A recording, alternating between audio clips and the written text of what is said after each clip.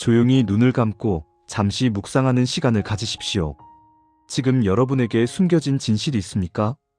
여러분이 숨길 수 없는 진실 앞에서 떨지 않고 솔직하게 고백하고 용서를 받아들이고 자유롭게 살아가시기를 기원합니다. 몇 년 전 한 노인이 세상을 떠났습니다. 그의 자녀들이 집을 정리하던 중 오래된 책상 서랍 깊숙한 곳에서 편지 한 통을 발견했습니다. 편지는 노랗게 변색되어 있었고 봉투에는 아내에게라고 적혀 있었습니다. 하지만 그 편지는 한 번도 전달되지 않았습니다. 큰아들이 조심스럽게 편지를 펼쳤습니다. 그리고 읽기 시작했습니다. 여보, 당신에게 고백할 것이 있어. 30년 전 내가 사업에 실패했을 때 나는 당신에게 거짓말을 했어. 투자 실패가 아니라고, 파트너가 배신한 것이라고 말했어. 하지만 진실은 내가 도박으로 그 돈을 잃었다는 것이오. 나는 당신이 실망할까봐, 당신이 나를 떠날까봐 두려워서 거짓말을 했어. 그 후 30년 동안 나는 이 죄책감을 안고 살았어. 당신 눈을 똑바로 보기가 어려웠어. 당신이 나를 믿고 위로해줄 때마다 가슴이 아팠어. 나는 수없이 이 진실을 말하려고 했어. 이 편지도 그런 시도 중 하나였어. 하지만 용기가 나지 않았어. 결국 이 편지를 서랍 속에 감춰두었어. 여보, 미안하오. 내가 비겁했어. 진실을 말할 용기가 없었어. 편지는 거기서 끝났습니다. 날짜는 20년 전이었습니다. 큰아들은 눈물을 흘리며 동생들을 바라봤습니다. 아버지가 이런 비밀을 안고 계셨다니. 어머니는 이걸 아셨을까? 그들은 어머니를 찾아갔습니다. 이미 80세가 넘은 어머니는 침대에 누워 계셨습니다. 어머니, 아버지 책상에서 이 편지를 찾았어요. 큰아들이 편지를 어머니께 보여드렸습니다. 어머니는 편지를 보시더니 조용히 미소를 지으셨습니다. 그 편지를 찾았구나. 어머니, 이걸 아셨어요? 응, 알고 있었단다. 자녀들은 놀랐습니다. 어떻게 아셨어요? 아버지가 말씀하셨어요. 아니, 너희 아버지는 끝까지 말하지 않으셨어. 하지만 나는 알았지. 30년 전 그날 밤 너희 아버지 얼굴을 보는 순간 알았어. 그런데 왜 아무 말씀도 안 하셨어요? 어머니는 잠시 침묵하셨습니다. 그리고 천천히 말씀하셨습니다. 너희 아버지가 그 비밀을 안고 얼마나 힘들어했는지 보였단다. 그분은 매일 그 죄책감과 싸우고 계셨어. 나는 생각했지. 내가 먼저 말하면 너희 아버지가 더 상처받을 거라고. 그래서 기다렸어. 너희 아버지가 스스로 말할 용기를 낼 때까지. 하지만 결국 아버지는 말씀하지 않으셨잖아요. 그래, 너희 아버지는 끝까지 말하지 못하셨어. 하지만 괜찮단다. 괜찮다니요. 어머니는 편지를 가슴에 안으며 말씀하셨습니다. 너희 아버지가 나한테 거짓말을 한 것보다 더 중요한 게 있단다. 그분이 그 후 30년 동안 어떻게 사셨는지가 더 중요해. 그분은 그 일 이후로 정말 성실하게 사셨어. 다시는 도박을 하지 않으셨고, 가족을 위해 열심히 일하셨고, 나를 사랑으로 대하셨어. 그 30년이 그분을 변화시켰단다. 처음에는 죄책감 때문에 힘들어하셨지만 점점 더 좋은 사람이 되어 가셨어. 어머니는 아버지를 용서하신 거예요. 용서라. 그건 내가 할 일이 아니었단다. 하나님께서 이미 용서하셨으니까. 나는 단지 그 용서를 믿고 너희 아버지를 사랑했을 뿐이야. 어머니는 창밖을 바라보며 말씀하셨습니다. 사람은 누구나 비밀이 있단다. 숨기고 싶은 과거가 있고 말하지 못한 진실이 있지. 하지만 하나님은 다 아시지. 우리가 숨긴다고 해서 진실이 사라지는 게 아니야. 하나님은 처음부터 다 알고 계셨어. 그런데 놀라운 건 하나님께서 다 아시면서도 우리를 사랑하신다는 거야. 우리를 버리지 않으시고 우리와 함께 하신다는 거지. 그날 저녁 자녀들은 아버지의 무덤을 찾아갔습니다. 그리고 그 편지를 무덤 앞에서 태웠습니다. 큰아들이 말했습니다. 아버지, 괜찮아요. 우리는 아버지를 이해해요. 그리고 하나님께서 아버지를 용서하셨다는 것을 믿어요. 아버지가 30년 동안 그 비밀을 안고 사셨던 것, 그것이 아버지를 더 좋은 사람으로 만들었어요. 이제 아버지는 자유예요. 더 이상 숨길 필요 없어요. 하나님 앞에서 모든 진실이 드러났고 하나님께서 아버지를 받아주셨어요. 이 이야기를 들으면서 저는 생각했습니다. 우리는 누구나 서랍 속에 편지 하나쯤은 가지고 있지 않을까? 말하지 못한 진실, 숨기고 싶은 과거, 고백하지 못한 죄. 하지만 하나님은 다 아십니다. 우리가 서랍 속에 감춰둔 것도, 마음 깊이 묻어둔 것도, 잊으려고 애쓰는 것도 모두 아십니다. 그리고 놀라운 것은 하나님께서 다 아시면서도 우리를 사랑하신다는 것입니다. 오늘 우리가 함께 나눌 말씀은 창세기 44장 11절부터 12절입니다. 이 말씀은 요셉과 그의 형제들의 이야기입니다. 형제들이 오래전에 숨겨둔 죄가 드러나는 순간의 이야기입니다. 하지만 이것은 단순히 죄가 드러나는 이야기가 아닙니다. 이것은 하나님께서 어떻게 우리의 숨겨진 진실을 다루시는지, 그리고 그것을 통해 어떻게 우리를 회복시키시는지를 보여주는 이야기입니다. 편안히 앉으셔서 마음을 열고 함께 들어주시기 바랍니다. 먼저 창세기 44장의 배경을 살펴보겠습니다. 요셉은 형들에게 팔려 애굽의 노예로 끌려왔습니다. 하지만 하나님께서 함께 하셔서 그는 결국 애굽의 총리가 되었습니다. 기근이 들었을 때 요셉의 형들이 양식을 사러 애굽에 왔습니다. 하지만 그들은 눈앞의 총리가 자기들이 팔아버린 동생 요셉인 줄 몰랐습니다. 요셉은 형들을 알아보았습니다. 하지만 즉시 신분을 밝히지 않았습니다. 대신 그들을 시험했습니다. 왜 그랬을까요? 형들이 변했는지 알고 싶었기 때문입니다. 20년 전 형들은 요셉을 시기해서 노예로 팔았습니다. 그들은 아버지를 속이고 요셉이 죽었다고 거짓말을 했습니다. 그 후 20년이 지났습니다. 형들은 변했을까요? 여전히 같은 사람들일까요? 요셉은 알고 싶었습니다. 그래서 시험을 한 것입니다. 창세기 44장 1절부터 2절을 보십시오. 요셉이 그의 집 청지기에게 명하여 이르되 양식을 각자의 자루에 실을 수 있을 만큼 채우고 각자의 돈을 그 자루에 넣고 또 네 잔 곧 은잔을 그 청년의 자루 아귀에 넣고 그의 양식값 돈도 함께 넣으라 하매 그가 요셉의 명령대로 하니라. 요셉이 은잔을 베냐민의 자루에 넣게 했습니다. 베냐민은 누구입니까? 요셉의 친동생입니다. 요셉과 같은 어머니 라헬에게서 태어난 형제입니다. 요셉이 팔려간 후 베냐민은 아버지 야곱의 가장 사랑하는 아들이 되었습니다. 요셉은 이 베냐민을 사용해서 형들을 시험하려고 한 것입니다. 형들이 20년 전에 나를 버렸듯이 이번에도 베냐민을 버릴까? 아니면 이번에는 달라질까? 형들이 떠난 후 요셉은 청지기를 보내서 그들을 뒤쫓게 했습니다. 창세기 44장 4절부터 6절을 보십시오.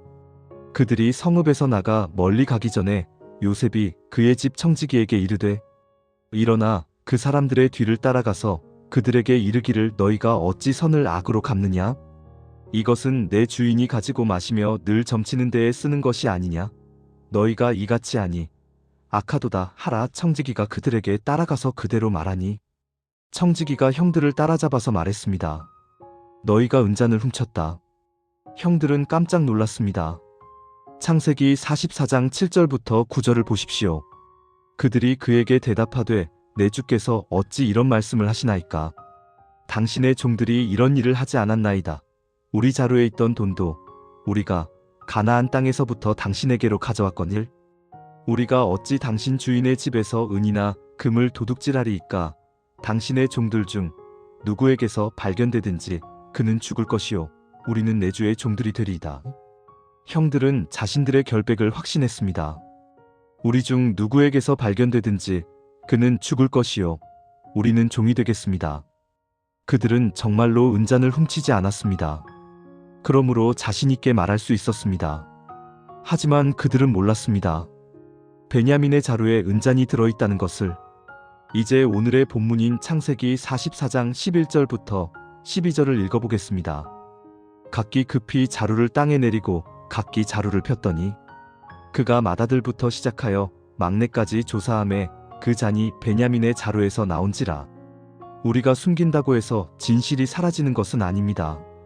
각기 급히 자루를 땅에 내리고 각기 자루를 폈더니 형들은 급히 자루를 내렸습니다. 자신들의 결백을 증명하고 싶었기 때문입니다. 우리는 훔치지 않았어.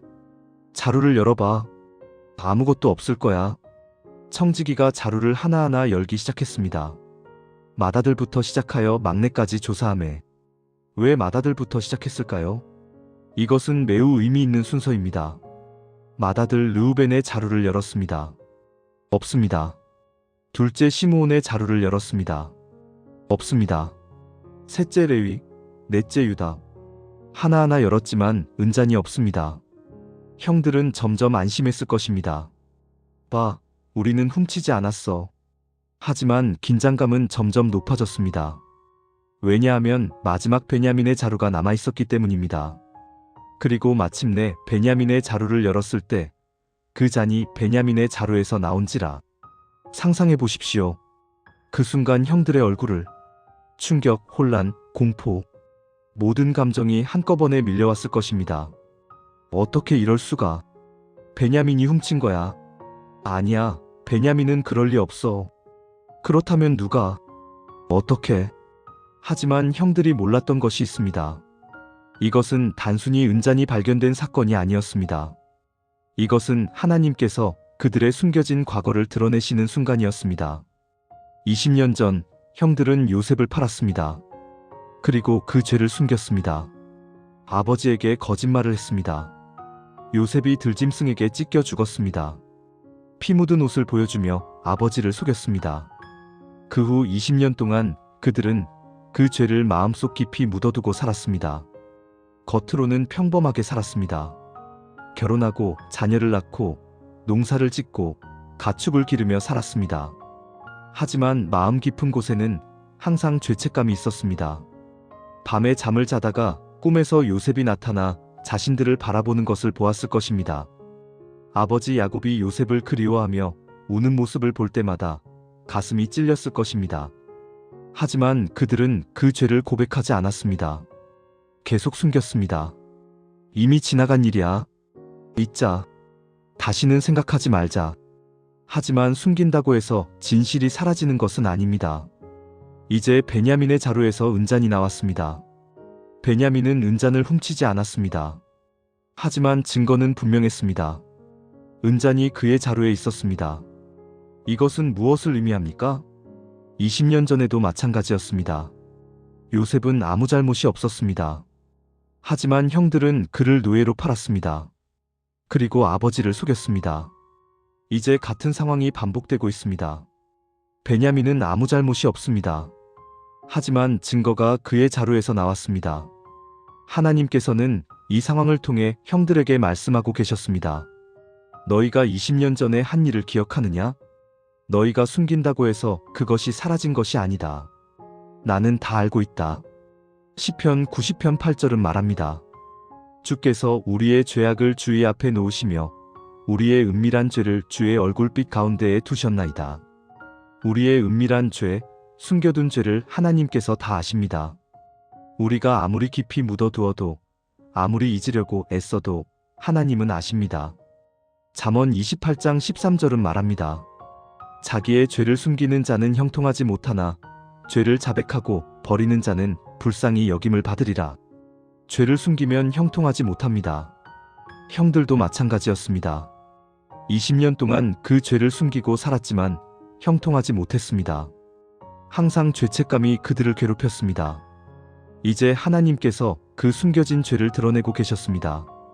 하나님은 가장 정확한 방식으로 진실을 드러내십니다. 그가 맏아들부터 시작하여 막내까지 조사하매 청지기가 맏아들부터 시작해서 막내까지 순서대로 조사했다고 합니다. 왜 이런 순서로 했을까요? 한꺼번에 열어보면 안 됐을까요? 아니면 무작위로 열어보면 안 됐을까요? 하지만 청지기는 맏아들부터 막내까지 정확한 순서대로 열었습니다. 이것은 요셉의 지시였을 것입니다. 그리고 요셉의 지시 뒤에는 하나님의 섭리가 있었습니다. 하나님께서는 항상 가장 정확한 방식으로 진실을 드러내십니다. 급하지 않지만 늦지도 않습니다. 혼란스럽지 않지만 분명합니다. 맏아들부터 막내까지 순서대로 조사하는 것, 이것은 형들에게 긴장감을 주었습니다. 첫 번째 자루를 열 때는 괜찮을 거야 라고 생각했을 것입니다. 두 번째, 세 번째. 자루가 열릴 때마다 우리는 결백해라고 확신했을 것입니다. 하지만 마지막 베냐민의 자루가 남았을 때 갑자기 불안감이 밀려왔을 것입니다. 혹시, 설마. 그리고 은잔이 나왔습니다. 이 과정이 필요했습니다. 만약 처음부터 베냐민의 자루를 열었다면 형들은 우리 것도 확인해봐라고 했을 것입니다. 하지만 모든 형들의 자루를 다 확인한 후에 마지막으로 베냐민의 자루에서 은잔이 나왔기 때문에 변명의 여지가 없었습니다. 이것이 하나님께서 진실을 드러내시는 방식입니다. 우리 인생에서도 마찬가지입니다. 하나님께서는 우리의 숨겨진 죄, 숨겨진 문제를 정확한 때에 드러내십니다. 너무 빨리 드러내시면 우리가 감당하지 못합니다. 너무 늦게 드러내시면 우리가 더 깊이 빠집니다. 하나님께서는 정확한 때에 정확한 방식으로 드러내십니다. 전도서 3장 1절은 말합니다. 범사에 기한이 있고 천하만사가 다 때가 있나니 하나님의 시간표는 완벽합니다. 형들에게도 이것이 정확한 때였습니다. 20년이 지났습니다. 그들은 이제 나이가 들었습니다. 인생의 무게를 경험했습니다. 20년 전에는 혈기가 넘쳤습니다. 시기와 질투로 가득했습니다. 하지만 이제는 달라졌습니다. 아버지의 고통을 보았고 자신들의 죄가 가져온 결과를 경험했습니다. 이제 그들은 변화할 준비가 되어 있었습니다. 그래서 하나님께서 이 순간에 진실을 드러내신 것입니다. 우리도 때로는 하나님께서 우리의 숨겨진 문제를 드러내실 때가 있습니다. 갑자기 과거의 죄가 생각납니다. 갑자기 숨겨두었던 상처가 다시 아픕니다. 갑자기 외면했던 문제가 눈앞에 나타납니다. 그럴 때 우리는 당황합니다. 왜 지금? 왜 이런 방식으로? 하지만 알아야 합니다. 이것이 하나님의 은혜입니다. 하나님께서 정확한 때에 정확한 방식으로 그것을 드러내시는 것은 우리를 회복시키기 위함입니다. 하나님은 진실을 드러내심으로 우리를 성숙하게 하십니다. 창세기 44장 13절을 보십시오. 그들이 옷을 찢고 각각 짐을 나귀에 싣고 성으로 돌아가니라. 그들이 옷을 찢고, 옷을 찢는 것은 극도의 슬픔과 절망을 표현하는 행동입니다. 형들은 절망했습니다. 이제 끝이야. 베냐민이 종이 될 거야. 아버지께 무슨 말씀을 드려. 아버지는 이 소식을 듣고 돌아가실 거야. 하지만 주목해야 할 것이 있습니다. 그들이 옷을 찢었다는 것입니다. 베냐민만 옷을 찢은 것이 아닙니다. 모든 형들이 옷을 찢었습니다. 그리고 각각 짐을 나귀에 싣고 성으로 돌아가니라. 모두가 함께 돌아갔습니다. 이것은 매우 중요합니다. 20년 전이었다면 어땠을까요? 20년 전에 이런 일이 일어났다면 형들은 이렇게 말했을 것입니다. 베냐민 미안하다. 하지만 우리는 집으로 돌아가야 해. 너 혼자 여기 남아라. 우리는 아무 잘못이 없어. 내 자루에서 은잔이 나왔으니 너만 책임져. 하지만 이번에는 달랐습니다. 모두가 함께 돌아갔습니다. 베냐민을 버리지 않았습니다. 이것이 변화입니다. 이것이 성숙입니다. 창세기 44장 16절부터 17절을 보십시오. 형들이 요셉 앞에 섰을 때 유다가 말했습니다. 유다가 이르되 내 주께 무슨 말을 하오리이까? 무슨 설명을 하오리이까? 우리가 어떻게 우리의 정직함을 나타내리이까? 하나님이 종들의 죄악을 찾아내셨으니 우리와 이 잔이 발견된 자가 다 내 주의 종이 되겠나이다. 요셉이 이르되 내가 결코 그리하지 아니하리라. 잔이 그 손에서 발견된 자만 내 종이 되고 너희는 평안히 너희 아버지께로 올라갈 것이니라. 요셉이 말했습니다. 은잔이 발견된 베냐민만 종이 되고 너희는 돌아가라.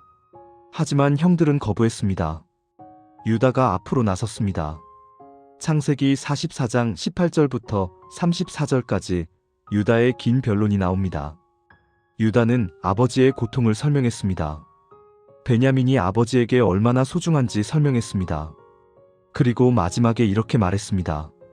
창세기 44장 33절부터 34절 청하건대 주의 종으로 그 아이를 대신하여 내 주의 종이 되게 하시고 그 아이는 그의 형제들과 함께 올려보내소서. 그 아이가 나와 함께 가지 아니하면 내가 어떻게 내 아버지에게로 올라갈 수 있으리이까? 두렵건대 재난이 내 아버지에게 일어나는 것을 보리이다. 내가 베냐민을 대신하겠습니다. 베냐민을 보내고 저를 종으로 삼으십시오. 이것은 놀라운 변화입니다. 유다는 누구입니까? 20년 전에 요셉을 팔자고 제안한 사람입니다. 창세기 37장 26절부터 27절을 보십시오.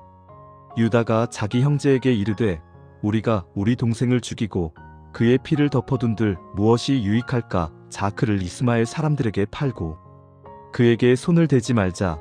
그는 우리의 동생이요 우리의 혈육이니라 하매 그의 형제들이 듣더라. 유다가 요셉을 팔자고 제안했습니다. 우리 동생이지만 팔자. 그 유다가 이제는 말합니다. 저를 대신 종으로 삼으십시오. 베냐민을 보내주십시오. 20년 전에는 동생을 버렸지만 이제는 동생을 위해 자신을 희생하려고 합니다. 무엇이 그를 변화시켰습니까? 20년 동안 안고 살았던 죄책감이 그를 변화시켰습니다. 20년 동안 아버지의 고통을 보며 자신들이 저지른 죄의 무게를 깨달았습니다. 그리고 이제 하나님께서 그 진실을 드러내셨을 때 그들은 더 이상 도망가지 않았습니다. 대신 책임을 졌습니다. 베냐민을 지키려고 했습니다. 함께 서려고 했습니다. 이것이 하나님께서 진실을 드러내시는 목적입니다.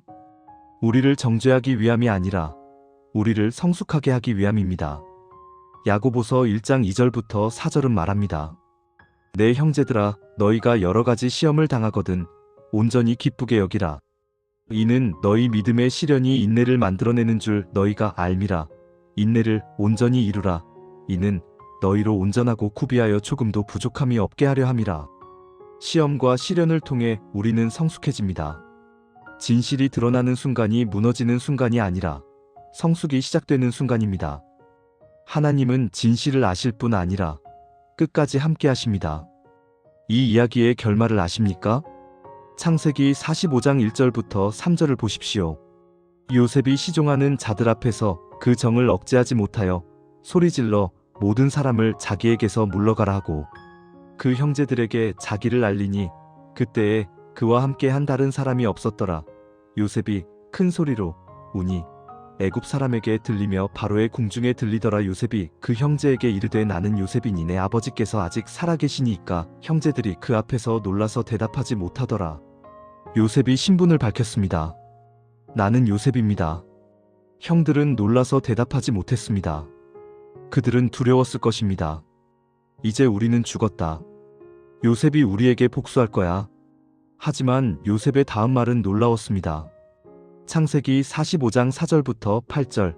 요셉이 형제들에게 이르되 내게로 가까이 오소서. 그들이 가까이 가니 이르되 나는 당신들의 아우 요셉이니 당신들이 애굽으로 판 자라. 당신들이 나를 곳에 팔았으므로 근심하지 마소서. 한탄하지 마소서. 하나님이 생명을 구원하시려고 나를 당신들보다 먼저 보내셨나이다. 땅에 2년 동안 기근이 들었으나 아직 5년은 밭갈이도 못하고 추수도 못할지라 하나님이 큰 구원으로 당신들의 생명을 보존하고 당신들의 후손을 세상에 두시려고 나를 당신들보다 먼저 보내셨나니 그런즉 나를 이리로 보낸 자는 당신들이 아니요 하나님이시라. 하나님이 나를 바로에게 아버지로 삼으시고 그 온 집의 주로 삼으시며 애굽 온 땅의 총리로 삼으셨나이다. 당신들이 나를 판 것이 아니라 하나님께서 나를 보내신 것입니다. 하나님께서 생명을 구원하시려고 나를 먼저 보내셨습니다. 요셉은 형들을 용서했습니다. 아니, 용서를 넘어서 하나님의 섭리를 보았습니다. 형들의 악한 행동조차도 하나님께서 사용하셔서 선을 이루셨다는 것을 깨달았습니다. 창세기 50장 20절에서 요셉이 다시 한번 말합니다. 당신들은 나를 해하려 하였으나 하나님은 그것을 선으로 바꾸사 오늘과 같이 많은 백성의 생명을 구원하게 하시려 하셨나니 당신들은 나를 해하려 했으나 하나님은 그것을 선으로 바꾸셨습니다. 이것이 우리가 기억해야 할 진리입니다. 하나님은 우리의 모든 과거를 알고 계십니다. 우리가 숨긴 죄도, 우리가 저지른 실수도, 우리가 받은 상처도 모두 아십니다. 하지만 하나님은 그것을 알고도 우리를 버리지 않으십니다. 오히려 그것을 사용하셔서 선을 이루십니다. 로마서 8장 28절은 말합니다. 우리가 알거니와 하나님을 사랑하는 자, 곧 그의 뜻대로 부르심을 입은 자들에게는 모든 것이 합력하여 선을 이루느니라. 모든 것이 합력하여 선을 이룹니다. 우리의 실수도, 우리의 죄도, 우리의 고통도 하나님께서 사용하셔서 선을 이루십니다. 하나님께서 모든 것을 아신다는 것은 두려움의 이유가 아니라 위로의 이유입니다. 사람은 보이는 것만 보고 판단합니다. 사람은 우리의 과거를 알면 우리를 정죄합니다. 하지만 하나님은 다 아신 상태에서 우리를 붙드십니다. 시편 139편 1절부터 6절을 보십시오. 여호와여, 주께서 나를 살피시고 아셨나이다. 주께서 내가 앉고 일어섬을 아시며 멀리서도 나의 생각을 밝히 아시오며 나의 모든 길과 내가 눕는 것을 살펴보셨으므로 나의 모든 행위를 익히 아시오니 여호와여, 내 혀의 말을 알지 못하시는 것이 하나도 없으시니이다. 주께서 나의 앞뒤를 둘러싸시며 내게 안수하셨나이다. 새 지식이 내게 너무 기이하니 높아서 내가 능히 미치지 못하나이다. 하나님께서 우리를 살피시고 아십니다. 우리가 앉고 일어섬을 아시고 우리의 생각을 아시고 우리의 모든 길을 아시고 우리 혀의 말을 아십니다. 그리고 주께서 나의 앞뒤를 둘러싸시며 내게 안수하셨나이다. 하나님께서 우리를 둘러싸고 계십니다. 보호하고 계십니다. 함께하고 계십니다. 다 알고도 버리지 않으십니다. 다 알고도 택하셨습니다. 다 알고도 사랑하십니다. 이것이 복음입니다. 첫 번째 예화를 나누고 싶습니다. 제가 아는 한 목사님의 이야기입니다. 이 목사님을 이 목사님이라고 부르겠습니다. 이 목사님은 60대 중반의 원로 목사님이었습니다.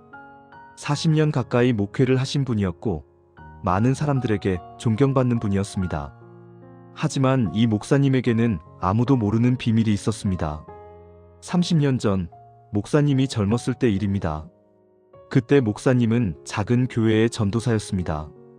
어느 날 교회 금고를 관리하던 목사님은 유혹에 빠졌습니다. 생활비가 부족했고 아내가 병들어 병원비가 필요했습니다. 목사님은 교회 헌금에서 돈을 꺼냈습니다. 잠깐만 빌리는 거야. 나중에 갚으면 돼. 하지만 갚지 못했습니다. 그리고 더 많이 가져갔습니다. 결국 교회 회계장부가 맞지 않았습니다. 조사가 시작되었습니다. 목사님은 두려웠습니다. 이제 들통났다. 이제 끝이다. 하지만 놀랍게도 조사 결과 다른 사람이 의심을 받았습니다. 교회 총무였던 한 집사님이었습니다. 그 집사님은 결백했습니다. 하지만 정황상 그가 가장 의심스러워 보였습니다. 목사님은 기회를 보았습니다. 내가 말하지 않으면 아무도 모를 거야. 결국 그 집사님이 책임을 졌습니다. 교회에서 쫓겨났습니다. 명예가 실추되었습니다. 목사님은 침묵했습니다. 진실을 말하지 않았습니다. 그 후 30년이 지났습니다. 목사님은 다른 교회로 옮겼고 열심히 목회했고 교회가 성장했습니다. 하지만 마음 깊은 곳에는 항상 죄책감이 있었습니다. 설교할 때마다, 특히 정직에 대해 설교할 때마다 가슴이 찔렸습니다. 그 집사님 생각이 날 때마다 괴로웠습니다. 그분이 지금 어떻게 살고 계실까? 내 때문에 얼마나 고통받았을까? 하지만 고백할 용기가 나지 않았습니다. 지금 고백하면 내 목회가 끝나. 교회가 흔들려. 가족들이 충격받을 거야. 그러던 어느 날 목사님은 심장마비로 쓰러졌습니다. 병원에 실려갔고 응급수술을 받았습니다. 다행히 살아났지만 의사는 말했습니다. 목사님, 조심하셔야 합니다. 스트레스를 줄이셔야 합니다. 병원 침대에 누워있는 동안 목사님은 생각했습니다. 나는 거의 죽을 뻔했어. 만약 그때 죽었다면 이 죄를 안고 하나님 앞에 섰을 거야. 그날 밤 목사님은 하나님께 기도했습니다. 하나님, 저는 30년 동안 이 죄를 숨기고 살았습니다. 하지만 주님은 다 아셨죠. 제가 얼마나 괴로워했는지도 아셨죠. 주님, 용서해 주십시오. 그리고 이제 고백할 용기를 주십시오. 퇴원 후 목사님은 결심했습니다. 진실을 밝히기로. 먼저 아내에게 고백했습니다. 아내는 충격을 받았지만 목사님을 안아주며 말했습니다. 여보, 그동안 얼마나 힘들었어요. 이제 진실을 밝히세요. 다음으로 장로들을 모았습니다. 그리고 모든 것을 고백했습니다. 30년 전 제가 교회 헌금을 가져갔습니다. 그리고 다른 사람이 책임을 지게 만들었습니다. 저는 비겁했습니다. 장로들은 침묵했습니다. 누구도 말하지 못했습니다. 목사님은 계속 말했습니다. 저는 목사직을 사임하겠습니다. 그리고 그 집사님을 찾아가서 사과하겠습니다. 제가 할 수 있는 모든 것으로 보상하겠습니다. 한 장로님이 말했습니다. 목사님, 그 일이 30년 전 일이라는 게 믿어지지 않습니다. 목사님께서 그동안 얼마나 괴로워하셨을지, 목사님께서 용기를 내어 고백하신 것, 그것이 중요합니다. 우리는 목사님과 함께 이 문제를 해결하겠습니다. 목사님과 장로들은 그 집사님을 찾기 시작했습니다. 몇 주 후 그 집사님을 찾았습니다. 그는 다른 도시에서 작은 식당을 운영하고 있었습니다. 목사님이 찾아갔을 때 그 집사님은 목사님을 알아보지 못했습니다. 30년이 지났고 서로 많이 변했기 때문입니다. 누구시죠? 집사님. 저는 30년 전 그 교회의 전도사였습니다. 그 집사님의 얼굴이 굳어졌습니다. 목사님은 무릎을 꿇었습니다. 집사님, 용서해 주십시오. 30년 전 제가 헌금을 가져갔습니다. 제 죄 때문에 집사님이 책임을 지셨습니다. 제가 비겁하게 침묵했습니다. 집사님께서 얼마나 고통받으셨는지 압니다. 명예가 실추되고 교회에서 쫓겨나고 모두 제 잘못입니다. 용서해 주십시오. 그리고 제가 할 수 있는 모든 것으로 보상하겠습니다. 그 집사님은 한참 동안 아무 말도 하지 않았습니다. 눈물만 흘렀습니다. 그리고 마침내 말했습니다. 목사님, 저는 30년 동안 원망하며 살았습니다. 왜 하나님께서 저를 이렇게 만드셨는지, 왜 제 결백을 증명해 주지 않으셨는지. 하지만 지금 목사님께서 이렇게 찾아오셔서 고백하시니 이제야 이해가 됩니다. 하나님께서 다 아셨구나. 그 집사님은 목사님을 일으켜 세웠습니다. 용서합니다, 목사님. 30년이 지났지만 용서합니다. 그리고 목사님께서 이렇게 고백하신 용기에 감사드립니다. 쉽지 않으셨을 텐데. 두 사람은 껴안고 함께 울었습니다. 몇 달 후 그 집사님은 목사님의 교회를 방문했습니다. 목사님은 교회 앞에서 공개적으로 과거의 일을 고백했습니다. 그리고 그 집사님에게 사과했습니다. 교인들은 충격을 받았습니다. 하지만 동시에 감동받았습니다. 목사님의 정직함에, 용기에, 그리고 회개에 감동했습니다. 그 집사님도 강단에 섰습니다. 저는 30년 동안 원망하며 살았습니다. 하지만 오늘 자유로워졌습니다. 진실이 드러났고 용서가 일어났고 회복이 시작되었습니다. 하나님께서는 30년 동안 침묵하지 않으셨습니다. 하나님께서는 정확한 때에 진실을 드러내셨습니다. 그리고 이것을 통해 저와 목사님 모두를 성숙하게 만드셨습니다. 최근에 제가 그 목사님을 만났을 때 그가 이렇게 말했습니다. 30년 동안 저는 그 죄를 숨기고 살았습니다. 하지만 숨긴다고 사라지지 않았어요. 매일 저를 괴롭혔어요. 하지만 하나님께서 정확한 때에 진실을 드러내게 하셨어요. 심장마비로 쓰러진 그날 저는 깨달았어요. 이제 고백해야 한다고. 진실을 고백했을 때 저는 자유로워졌어요. 30년 동안 짊어지고 있던 짐을 내려놓았어요. 그리고 알았어요. 하나님께서 다 아셨다는 것을, 알고도 저를 버리지 않으셨다는 것을, 오히려 정확한 때에 회복의 길을 여셨다는 것을요. 이 이야기가 우리에게 주는 교훈은 무엇입니까? 우리가 숨긴다고 해서 진실이 사라지지 않습니다. 하지만 하나님께서 정확한 때에 진실을 드러내십니다. 그리고 그것은 정죄를 위한 것이 아니라 회복을 위한 것입니다. 진실을 고백하는 것은 어렵습니다. 용기가 필요합니다. 하지만 고백할 때 자유가 옵니다. 회복이 시작됩니다. 두 번째 예화를 나누고 싶습니다. 제가 아는 한 자매님의 이야기입니다. 이 자매님을 김 집사님이라고 부르겠습니다. 김 집사님은 40대 중반의 여성이었습니다. 결혼해서 두 자녀를 두고 있었고 교회에서 성실하게 봉사하고 있었습니다. 하지만 김 집사님에게는 아무에게도 말하지 못한 상처가 있었습니다. 20년 전 김 집사님이 대학생이었을 때 일입니다. 그녀는 한 남자를 사랑했습니다. 그리고 그와 깊은 관계를 가졌습니다. 하지만 그 남자는 그녀를 버렸습니다. 그리고 김 집사님은 임신했다는 것을 알게 되었습니다. 두려웠습니다. 부모님께 말할 수 없었습니다. 친구들에게도 말할 수 없었습니다. 결국 김 집사님은 혼자 낙태 수술을 받았습니다. 그 후 20년 동안 김 집사님은 그 비밀을 안고 살았습니다. 결혼도 했고 아이도 낳았지만 마음 깊은 곳에는 항상 죄책감이 있었습니다. 나는 내 아이를 죽였어. 나는 살인자야. 두 자녀를 키우면서도 항상 생각했습니다.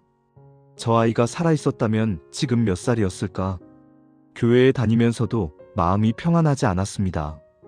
찬양할 때도 기도할 때도 항상 죄책감이 따라다녔습니다. 특히 생명의 소중함에 대한 설교를 들을 때마다 가슴이 찔렸습니다. 하지만 고백할 수 없었습니다. 남편에게도 목사님에게도 누구에게도 말할 수 없었습니다. 만약 남편이 알면 어떻게 될까? 만약 아이들이 알면 어떻게 생각할까? 그러던 어느 날 교회에서 특별 집회가 있었습니다. 회개와 치유에 대한 집회였습니다. 강사 목사님이 말했습니다. 여러분, 혹시 아무에게도 말하지 못한 비밀이 있습니까? 숨기고 있는 죄가 있습니까? 하나님께서는 다 아십니다. 우리가 숨긴다고 해서 하나님께 숨길 수 없습니다. 하지만 하나님께서 다 아신다는 것은 두려움의 이유가 아니라 위로의 이유입니다. 왜냐하면 하나님께서 우리를 용서하시기 때문입니다. 오늘 그 비밀을 하나님께 고백하십시오. 사람에게 말할 필요는 없습니다. 하지만 하나님께는 말하십시오. 김 집사님의 눈에서 눈물이 흘러내렸습니다. 집회가 끝난 후 김 집사님은 기도실로 갔습니다. 그리고 무릎을 꿇고 기도했습니다. 하나님, 저는 20년 동안 이 죄를 숨기고 살았습니다. 하지만 주님은 다 아셨죠. 주님, 저는 제 아이를 죽였습니다. 두려워서 부끄러워서. 저는 정말 나쁜 사람입니다. 용서해 주십시오. 제발 저를 용서해 주십시오. 김 집사님은 한참을 울었습니다. 20년 동안 참았던 눈물을 다 쏟아내는 것 같았습니다. 그때 강사 목사님이 기도실에 들어왔습니다. 집사님, 괜찮으세요? 김 집사님은 고개를 들었습니다. 눈물로 범벅이 된 얼굴이었습니다. 목사님, 저는 말을 잇지 못하고 다시 울었습니다. 목사님은 조용히 옆에 앉았습니다. 집사님, 천천히 말씀하세요. 저는 듣겠습니다. 김 집사님은 모든 것을 고백했습니다. 20년 전의 일을, 낙태를, 그 후의 죄책감을. 목사님은 조용히 들었습니다. 판단하지 않고 정죄하지 않고 그냥 들어주었습니다. 김 집사님이 다 말한 후 목사님이 말했습니다. 집사님, 집사님께서 20년 동안 얼마나 괴로워하셨는지 알 것 같습니다. 하지만 한 가지 알아주세요. 하나님께서는 집사님을 정죄하지 않으십니다. 오히려 사랑하십니다. 예수님께서 십자가에서 돌아가신 이유가 바로 집사님 같은 분들 때문입니다. 우리의 모든 죄를 용서하시기 위해서입니다. 집사님의 과거도, 집사님의 죄도 예수님의 피로 깨끗해졌습니다. 목사님은 성경을 펼쳤습니다. 요한일서 1장 9절을 읽어보겠습니다.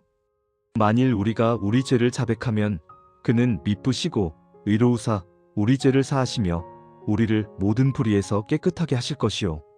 집사님, 집사님께서 오늘 하나님께 고백하셨습니다. 그렇다면 하나님께서 약속하십니다. 집사님의 죄를 사하시고 모든 불의에서 깨끗하게 하신다고. 이제 믿으십시오. 하나님께서 집사님을 용서하셨다는 것을. 김 집사님은 울면서 물었습니다. 하지만 목사님, 제가 죽인 아이는 어떻게 되나요? 그 아이도 용서받을 수 있나요? 목사님은 부드럽게 말했습니다. 집사님, 그 아이는 지금 하나님 품에 있습니다. 하나님께서 그 아이를 받으셨습니다. 언젠가 집사님께서 천국에 가시면 그 아이를 만나실 것입니다. 그리고 그 아이는 집사님을 원망하지 않을 것입니다. 오히려 집사님을 사랑할 것입니다. 그날 이후 김 집사님은 달라졌습니다. 20년 동안 짊어지고 있던 짐을 내려놓았습니다. 하나님께서 용서하셨다는 것을 믿었습니다. 여전히 때때로 과거가 생각났습니다. 하지만 이제는 정죄가 아니라 감사로 생각했습니다. 하나님께서 나를 용서하셨어. 하나님께서 나를 사랑하셔. 1년 후 김 집사님은 용기를 내어 남편에게도 고백했습니다. 남편은 충격을 받았습니다. 하지만 아내를 안아주며 말했습니다. 여보, 그동안 얼마나 힘들었어요. 혼자 그 고통을 안고 살았다니. 나는 당신을 사랑해요. 과거가 어떻든 당신은 내 아내고 우리 아이들의 엄마예요. 최근에 제가 김 집사님을 만났을 때 그녀는 이렇게 말했습니다. 목사님, 저는 20년 동안 그 비밀을 숨기고 살았어요. 하지만 숨길수록 더 괴로웠어요. 하지만 하나님께 고백했을 때 자유로워졌어요. 20년 동안의 죄책감에서 벗어났어요. 그리고 알았어요. 하나님께서 처음부터 다 아셨다는 것을, 알고도 저를 사랑하셨다는 것을, 정확한 때에 제가 고백할 수 있도록 인도하셨다는 것을요. 이제 저는 같은 아픔을 가진 사람들을 돕고 있어요. 그들에게 말해요. 당신은 혼자가 아니에요. 하나님께서 당신을 사랑하세요. 용서받을 수 있어요라고. 이 이야기가 우리에게 주는 교훈은 무엇입니까? 우리가 아무리 깊이 숨겨도 하나님은 다 아십니다. 하지만 하나님께서 다 아신다는 것은 두려움이 아니라 위로입니다. 왜냐하면 하나님께서 알고도 우리를 사랑하시기 때문입니다. 고백하십시오. 하나님께 고백하십시오. 그러면 자유가 옵니다. 회복이 시작됩니다. 이제 우리가 배운 내용을 어떻게 실제 삶에 적용할 수 있는지 살펴보겠습니다. 첫째, 하나님 앞에서 솔직해지십시오. 우리는 하나님께 아무것도 숨길 수 없습니다. 하나님은 우리의 모든 것을 아십니다. 그렇다면 숨기려고 하지 마십시오. 솔직하게 고백하십시오. 하나님, 저는 이런 죄를 지었습니다. 저는 이런 상처가 있습니다. 저는 이런 두려움이 있습니다. 솔직하게 고백할 때 치유가 시작됩니다. 둘째, 숨겨진 죄가 있다면 고백하십시오. 혹시 오래전부터 숨겨온 죄가 있습니까? 아무에게도 말하지 못한 과거가 있습니까? 오늘 하나님께 고백하십시오. 요한일서 1장 9절을 기억하십시오. 만일 우리가 우리 죄를 자백하면 그는 미쁘시고 의로우사 우리 죄를 사하시며 우리를 모든 불의에서 깨끗하게 하실 것이요. 고백하면 용서받습니다. 깨끗해집니다. 셋째, 필요하다면 사람에게도 고백하십시오. 모든 죄를 사람에게 고백할 필요는 없습니다. 하지만 때로는 다른 사람에게 고백하는 것이 필요합니다. 특히 다른 사람에게 피해를 준 죄라면 그 사람에게 가서 사과하십시오. 야고보서 5장 16절은 말합니다. 그러므로 너희 죄를 서로 고백하며 병이 낫기를 위하여 서로 기도하라. 서로 고백하고 서로 기도할 때 치유가 일어납니다. 넷째, 용서를 받아들이십시오. 하나님께서 용서하셨다면 그 용서를 받아들이십시오. 계속 죄책감에 사로잡혀 있지 마십시오. 하나님께서 나를 용서하셨어. 나는 깨끗해졌어. 이것을 믿고 선포하십시오. 다섯째, 과거에 매이지 마십시오. 과거는 과거입니다. 바꿀 수 없습니다. 하지만 미래는 다릅니다. 미래는 만들어갈 수 있습니다. 과거의 실수에 매여 살지 마십시오. 하나님께서 주시는 새로운 시작을 받아들이십시오. 빌립보서 3장 13절부터 14절은 말합니다. 형제들아, 나는 아직 내가 잡은 줄로 여기지 아니하고 오직 한 일, 즉 뒤에 있는 것은 잊어버리고 앞에 있는 것을 잡으려고 표대를 향하여 그리스도 예수 안에서 하나님이 위에서 부르신 부름의 상을 위하여 달려가노라. 뒤에 있는 것은 잊어버리고 앞에 있는 것을 잡으십시오. 여섯째, 다른 사람을 판단하지 마십시오. 우리도 숨겨진 죄가 있었습니다. 그렇다면 다른 사람의 죄를 판단할 자격이 없습니다. 요한복음 8장에서 가늠한 여인을 데려왔을 때 예수님께서 말씀하셨습니다. 너희 중에 죄 없는 자가 먼저 돌로 치라. 우리 중에 죄 없는 자가 누구입니까? 없습니다. 그러므로 다른 사람을 판단하지 마십시오. 오히려 사랑으로 대하십시오. 일곱째, 진실을 드러내시는 하나님의 방식을 신뢰하십시오. 하나님께서는 정확한 때에 정확한 방식으로 진실을 드러내십니다. 너무 빠르지도 너무 늦지도 않게, 혼란스럽지 않게 분명하게. 하나님의 시간표를 신뢰하십시오. 여덟째, 진실이 드러날 때 도망가지 마십시오. 때로는 우리가 숨겨둔 것이 드러날 때가 있습니다. 그럴 때 도망가지 마십시오. 대신 정면으로 마주하십시오. 책임을 지십시오. 그것이 성숙의 시작입니다. 아홉째, 하나님의 사랑을 기억하십시오. 하나님께서 우리의 모든 것을 아신다는 것은 두려움이 아니라 위로입니다. 왜냐하면 하나님께서 다 아시면서도 우리를 사랑하시기 때문입니다. 로마서 8장 38절부터 39절을 기억하십시오. 내가 확신하노니 사망이나 생명이나 천사들이나 권세자들이나 현재일이나 장래일이나 능력이나 높음이나 깊음이나 다른 어떤 피조물이라도 우리를 우리 주 그리스도 예수 안에 있는 하나님의 사랑에서 끊을 수 없으리라. 아무것도 하나님의 사랑에서 우리를 끊을 수 없습니다. 우리의 과거도, 우리의 죄도, 우리의 실수도 하나님의 사랑을 막을 수 없습니다. 열째, 회복의 도구가 되십시오. 여러분이 용서받고 회복되었다면 이제 다른 사람을 돕는 도구가 되십시오. 여러분과 같은 아픔을 가진 사람들에게 희망을 주십시오. 나도 그랬어. 하지만 하나님께서 나를 용서하셨어. 너도 용서받을 수 있어. 지금 여러분에게 숨겨진 진실이 있습니까? 아무에게도 말하지 못한 과거가 있습니까? 고백하지 못한 죄가 있습니까? 하나님은 다 아십니다. 여러분이 서랍 속에 감춰둔 편지도, 마음 깊이 묻어둔 상처도, 잊으려고 애쓰는 죄도 모두 아십니다. 하지만 하나님께서 다 아신다는 것은 두려움이 아닙니다. 오히려 위로입니다. 왜냐하면 하나님께서 알고도 여러분을 사랑하시기 때문입니다. 알고도 버리지 않으시기 때문입니다. 알고도 택하셨기 때문입니다. 오늘 하나님께 고백하십시오. 하나님, 저는 이것을 숨기고 살았습니다. 하지만 이제 고백합니다. 용서해 주십시오. 그리고 하나님의 음성을 들으십시오. 내가 너를 용서한다. 내가 너를 깨끗하게 한다. 내가 너를 사랑한다. 이 약속을 믿으십시오. 그리고 자유로워지십시오. 20년, 30년을 짊어지고 있던 짐을 내려놓으십시오. 하나님께서 받으십니다.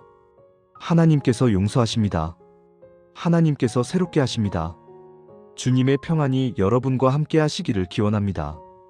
주님의 용서가 여러분을 자유롭게 하시기를 기원합니다. 마무리 기도를 하겠습니다. 사랑하는 하나님 아버지, 오늘 이 시간 창세기 44장 말씀을 통해 숨길 수 없는 진실 앞에 서게 하시니 감사합니다.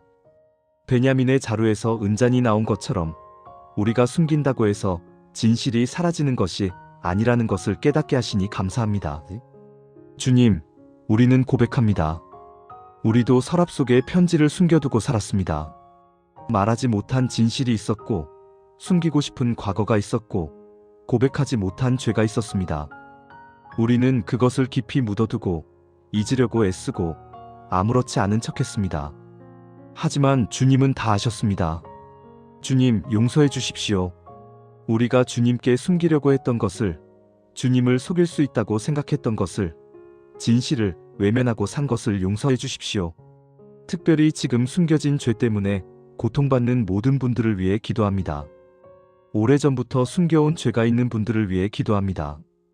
그들이 오늘 주님께 고백할 용기를 얻게 하소서. 아무에게도 말하지 못한 상처가 있는 분들을 위해 기도합니다. 그들이 주님께 그 상처를 가져오게 하소서. 과거의 실수 때문에 죄책감에 시달리는 분들을 위해 기도합니다. 그들이 주님의 용서를 받아들이게 하소서. 주님, 우리가 깨닫게 하소서. 우리가 숨긴다고 해서 진실이 사라지는 것이 아니라는 것을, 하나님께서는 가장 정확한 방식으로 진실을 드러내신다는 것을, 하나님께서는 진실을 드러내심으로 우리를 성숙하게 하신다는 것을, 하나님께서는 진실을 아실 뿐 아니라 끝까지 함께 하신다는 것을 깨닫게 하소서. 주님, 우리가 실천하게 하소서. 하나님 앞에서 솔직해지게 하시고, 숨겨진 죄가 있다면 고백하게 하시고, 필요하다면 사람에게도 고백하게 하시고, 용서를 받아들이게 하시고, 과거에 매이지 않게 하소서. 주님, 특별히 오늘 결단하게 하소서. 오래 숨겨온 비밀이 있다면 오늘 고백하게 하소서. 말하지 못한 진실이 있다면 오늘 말하게 하소서.